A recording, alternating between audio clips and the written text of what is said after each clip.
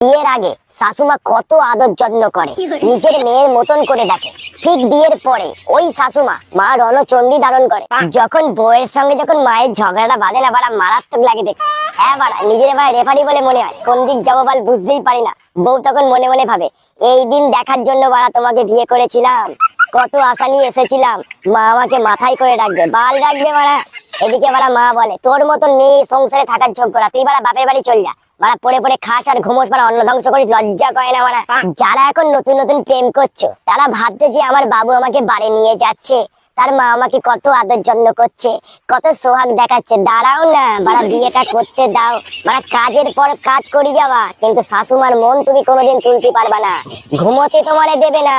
সকালবেলা 6টা বাজলে মুরগি ডাকার আগে বাড়া শাশুমা উঠে যাবে, বাড়া ওঠ, ঘরটা মুছবি কখন, ঘরটা ঝাঁট দিবি কখন, পড়ে পড়ে শুধু খাবি, তো লজ্জা করে না? আর আমরা বসে বসে বাড়া চা বিস্কুট খাই। যদি দেখি ঝগড়াতে আমার মা জিতে যাচ্ছে, আমি মার দিকে চলে যাই।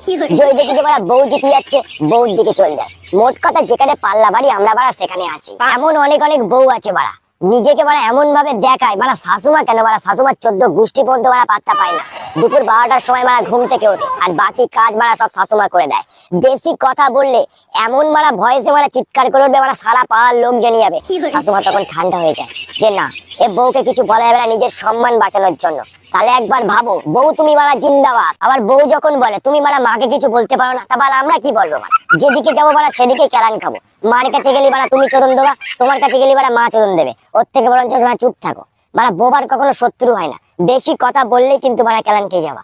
আমরা বাড়া ভদ্রলোক, আমরা ঝুট ঝামেলার মধ্যে যাই না। টাইম মতন দুটো খেত দেবা, তাতেই বাড়া আমরা খুশি। মাঝে মাঝে একটা কথা ভেবে আমাদের খুবই হাসি লাগে, যে মেয়ে আমাদের বাড়িতে এসে একটা কুটো পর্যন্ত নাড়াতো না, আজ বাড়া তার হাতে বাড়া মুড়ো ঝাঁটা।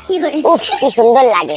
বাড়িতে এসে বাড়া একটা কোনো কাজ করতো না, আমাদের সমস্ত কাজগুলো করতে হতো। কিন্তু আজকে দেখো, শাশুমার আদেশে মুড়ো ঝাঁটা নিয়ে বাড়া ঝাঁট দিতে হচ্ছে। দেখো, আমি আর বেশি কিছু বললাম না, শুধু একটাই কথা বলবো, আজও পর্যন্ত কেউ কোনদিন শাশুমার উপরে যেতে পারিনি, আর কোনোদিন পারবে না। তুমি যদি বাড়া সংসার করতে চাও, তাহলে বাড়া শাশুমার কথা শুনে চলো। আর যদি মনে করো যে না, শাশুমাকে বাল বলেও দাম দেবো না, ওই বাড়া ঝুমা বৌদির বরের সাথে বাড়া কনলাইন করতে হবে। Bye bye.